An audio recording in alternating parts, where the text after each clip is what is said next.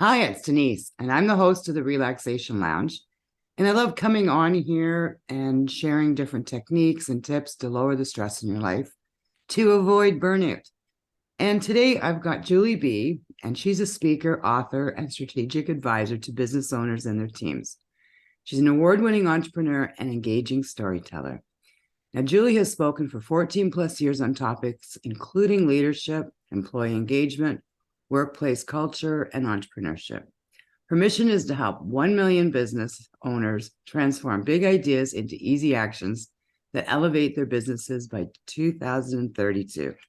Yay. Now, Julie's leadership insights have been featured on FastCompany, Forbes, SHRM, HubSpot, and many more. Plus, she's got a book coming out with Matt Holt Books, Business Owner's Guide to Burnout, and it's scheduled to hit the bookshelves in 2024. And Matt Holt Books is an imprint of BenBella Books, publishers of Traction. So welcome. I'm so excited to speak to you, Julie. Welcome. Yeah, Denise, thanks for having me. I'm looking forward to this conversation. And you know what I liked about it was because I'm always looking to see who would be interesting on the show. And when I saw that your thing was what's great about burnout, and I just love that because it turns it around. I really like to, whenever there's a negative, try to figure out a way to make it a positive. So that's one of the things that I do particularly well, I think. Awesome. Now, what inspired you to do this type of work, working with leaders and entrepreneurs and helping them with burnout? I have been a business owner for over 14 years now, and I've also been a key employee for other business owners in my past career. And every business owner I know has burned out at least once. They've had at least one burnout story. There's usually one very big, massive burnout that really made them, change their ways. And that actually happened for me in 2021. I was doing way too much, had too many things on my plate, knew I was approaching burnout, knew I was already actually burned out, but wasn't doing anything about it. And one morning I woke up and I thought I was having a heart attack. I had 5 or 6 symptoms of having a heart attack. So I ended up in the emergency room. And the doctor basically told me after waiting for 8 hours that my heart was fine and that I had a panic attack. And he said, do less, which is great advice. But when you're a business owner, it's you got to do a lot. You got to do a lot to do less. And what I realized during that time was there were no resources out there for business, specifically for business owner burnout. There's a lot of burnout resources. There's a lot of generic advice, but there wasn't really anything that like dug into burnout for business owners other than the advice to take a vacation, which most business owners, they're not going to do that until they fix whatever the issue is. So I just kind of documented what I did on that path and realized I had pieces and parts of a system, but I basically put it all into a book and then wrote a book. And then I started coaching, and I coach around other topics too, like leadership, managing, delegating. I work with a lot of key employees of business owners to help them elevate from manager to leader. But at the end of the day, burnout is something that I think every business owner is going to face. And my philosophy is if you know it's coming, why not plan for it and know what it looks like and do what you can to prevent it, or at least do what you can to, when it does happen, recover from it more quickly. Oh, and that's great advice, but it's seriously, it's a lot harder to do than it is to say, it's because I know I went through the same thing. My doctor said, slow down. And it's like, what does that mean? And I find too with business owners, we have the sole responsibility for our business. And then what do you find the worst that business owners do to themselves once they start getting into that burnout?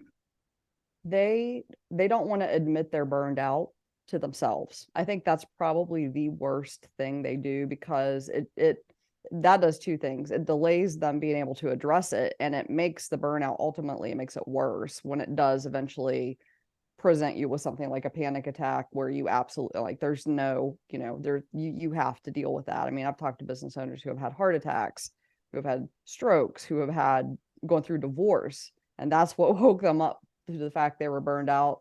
So I think that's probably the biggest thing that business owners do that doesn't help them any, is they don't want to admit to themselves a lot of times that they are burned out, because I think there's two reasons to that. One, they feel like they're failing. And then two, there's this concept or this thought of, well, you're a business owner, so you did this to yourself. Not inaccurate. I mean, it is it's our job to have our boundaries, but I think when business owners think that, they kind of think it's just part of the job description and they just have to suck it up and move forward. So, I think those are the two of the main reasons why business owners don't want to admit they're burned out. Yeah, I agree with that. And that is, it's the fear of, you feel like you're failing. Mm-hmm. You're not on top of it. But so when people start to feel that, and they know they're heading for burnout, what advice can you give the audience here? Well, I mean, the first thing out of the gate, I want business owners to have an idea of what normal looks like for them, because not more than once, I've had business owners say to me, well, when am I ever not burned out? What does that even look like? So I think it's really important, even before you kind of get to this point, to know, and there's a lot of measurables that you can put in here to know, how many hours of sleep is normal for you most nights. How often do you exercise? How often do you meditate or journal? Or one big red flag for me is I will cancel doctor's appointments because I don't think I have time for them. So that actually is a red flag of my own. So I think before we even get to the point of I'm burned out, knowing what normal looks like is really important. But when you get to that point, the one thing I would say is realize you're not going through it alone, and reach out to your support group, whether that is, a mastermind group, a CEO forums group, or your partner, or, we business owners, our personal lives and our businesses are so intertwined that, you might have a friend who's also a business owner who is kind of on both sides, in your personal life and in your business life. Reach out to your support group, and then you must make some space to actually address and recover from the burnout that you're going through. And making space isn't always about making time on your calendar.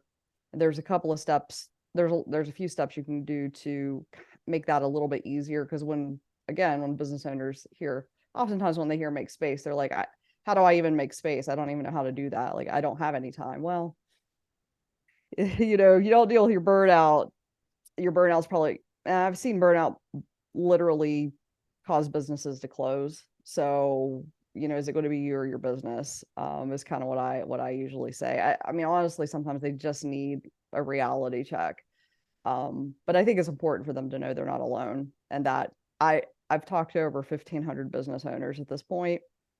There's only been one business owner, when I've asked them if they've ever been burned out, who has said no.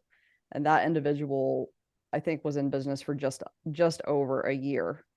So just, anecdotally, that's why I say I think it's unavoidable that business owners burn out, because I only know one person who has said they've never burned out.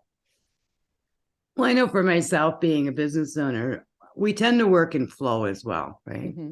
And we get so involved in in our projects that we don't sense what time it is or how long we've been spending the time, which is great. But then we stay too long in that.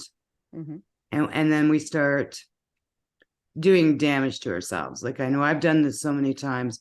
And if I would have gotten up, walked away, did something else, or just went outside for a couple hours, or just changed things up, things would have been different. But no, we tend to, this needs to be done today, or this needs to be done now. And it's really, I know for myself, because it's like you're talking to me, because I've been self-employed most of my life. And it is really hard just to sometimes walk away. And taking that space, as you said, it's not taking a trip, it's not going on vacation, it's giving yourself that leeway, really. And when you get into the space of not being able to step away from your desk I always encourage business owners to try to decide and discern if they're working on, what I call false fires, which are things that appear to be on fire, but really aren't, and one of the easiest ways to tell that is will this be okay tomorrow? Like, can I work on this tomorrow and it still be okay? Um, and sometimes you got to kind of check yourself on that as well. And then, the other time, there are times in business where I think, especially if you're a visionary or a futurist or creator, if you're one of, and if you fall into one of those categories, like I'm also a maker. I just took this really amazing assessment called the Sparketype and explained a lot about me. But when I'm in a space of creativity, um, I'm in this space of flow and I'm just like creating new things or getting new things pushed forward. And that's really exciting. And that's part of the reason why it's fun to be a business owner, is because you get to do some of those things. So I think it's, you kind of have to learn how to discern between, is this thing that I'm working on, if I don't want to be working on it, is it actually a fire that I have to put out right now? Or is it a fire that can wait for tomorrow?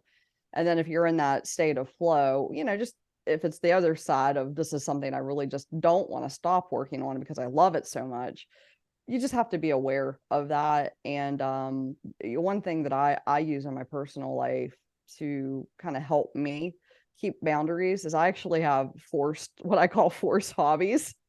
So they are, for example, I volunteer on a board of directors, and that absolutely makes me stop working on work and go do something other than work, which is, I love doing that volunteer work. And I also have some other hobbies that I do, but I like the idea of having something that forces you to go do something else that you cannot, you can't make up an excuse to not do it.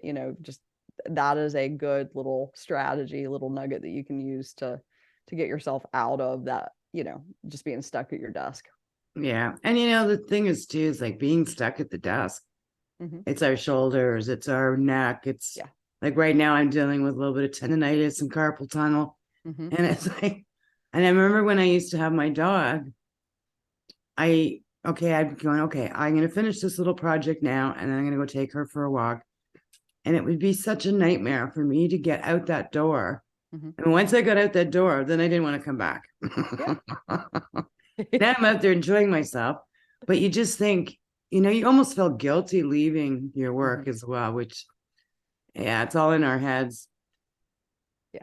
There's a lot of guilt, I think, and business owners in general, I think, carry a lot of guilt. Guilt, and it comes from all angles. It comes from, guilt, feeling guilty for not finishing that thing that your employee needs you to finish because so they can do their next thing, or guilt from not being able to attend a, birthday party or a t-ball game or whatever it is because you need to go speak at this networking thing. There's all these levels of guilt that I think business owners, if they allow it, can really just that alone, just feeling that alone can lead somebody to feel burned out.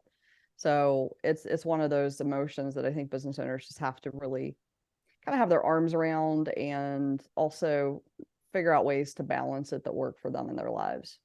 Yeah. And there's a couple tricks that I've learned over the years. Like, for instance, I don't have a to-do list. Mm-hmm. I have a list of things I would like to do.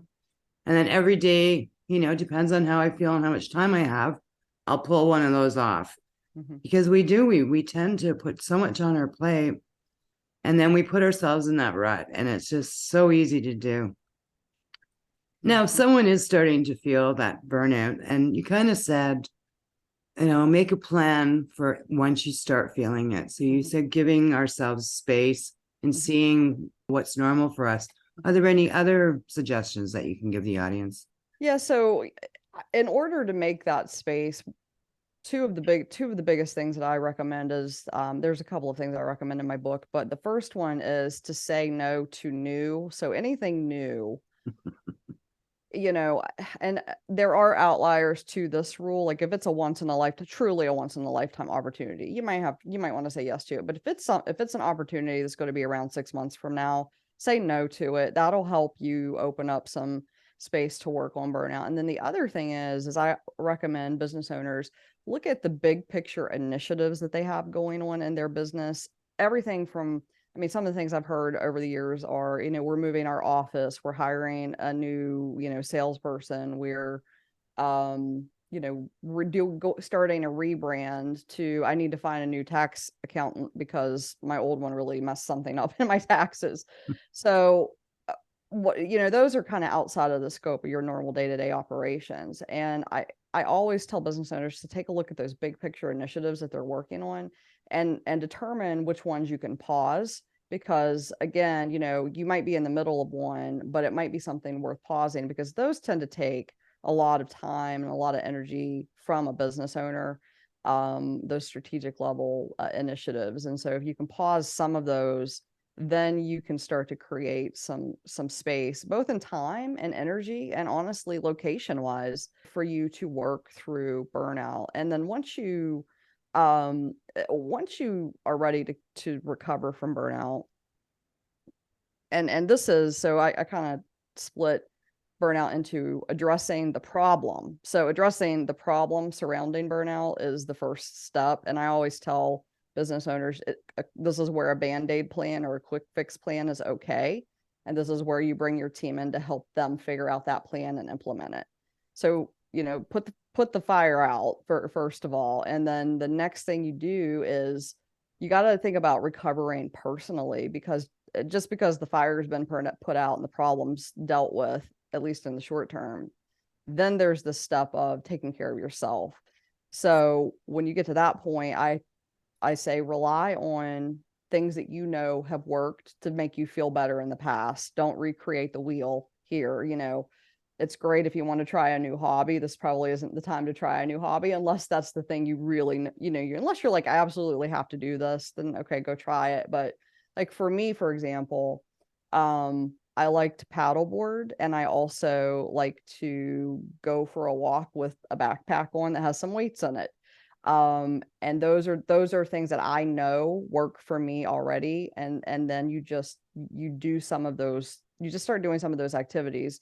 And the rule of thumb there is it's something that you can start pretty quickly. And that's why I say vacations don't really work to fix burnout, because, most business owners can't just all of a sudden decide to take a vacation in a week or two from now. So you need that recovery time and those recovery actions sooner than a vacation usually arrives. And just focus on the things that work. And meditation is meditation is one that I practice. There's so many different types of care you can give yourself, but focus on something works when you're in the spot of recovering from burnout. Absolutely. Mm-hmm. So we're going to start wrapping this up. So is there some wise words of wisdom from Julie B that you'd like to leave the audience with? Well, I would say, overall, my guidance to most people is to always bet on yourself. I think business owners in particular, just invest in yourself, bet on yourself, because you are the best investment you can make. That's Julie B's, that's my overall advice. But when it comes to burnout, we started talking about what's great about it. At the end of the day, once you kind of go through a burnout, you get a very clear sense of what is an absolute heck yes, I'm going to do that as a yes, and this is an absolute no. It helps you figure out even more clearly what's an absolute yes for you and what's an absolute no for you when you're presented with opportunities. And usually along the way of that journey, you're going to have a couple of aha moments. You're going to have a couple of ideas that come up. And quite frankly, my book would not have existed if I had not gone through the burnout. So, on the other side of it, you get these leverage points of ideas that you can build from. So if you're willing to look for it and see the silver linings, burnout can actually help you elevate yourself and your business in the future. I can't wait to read your book, actually. I'm excited for it too. Had to come out. That's the thing too. You're very practical in your advice towards burnout. Mm-hmm. Some people, it's one extreme to another, but managing our stress as a business owner is part of being a business owner. Mm-hmm.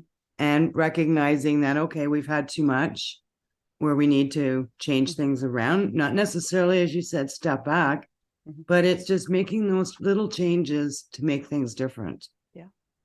Yeah. And then practicing them every day, because burnout is just stress that has gotten way out of control and that you can't see an end to. So, we're going to be stressed as business owners. The goal is to not let it take us out of the game. And where do you recommend people look for support as well? Is there anything that you can recommend for business owners? Well, I mean, I would always say the first step is making sure you have your own support group. And there are so many. I mean, there's all kinds of CEO masterminds, small business owner groups. Some are paid, some are free. So, make sure you have support on both sides. Make sure you have support on the business side and then on the, personal life side.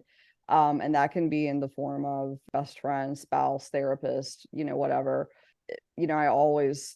I always defer to the experts if you think you have, if you're dealing with something like depression, you definitely get some medical help there. But then, I mean, I talk about burnout all the time. You can go to my website. You can, follow me on social media because we, talk about it all the time. And I think I think the most important thing is, though, just talk to somebody. Don't suffer in silence, and talk to somebody about it, because you'd be surprised when you ask for help, when you say you need help with something, how many people in your network actually will raise their hand and help you out.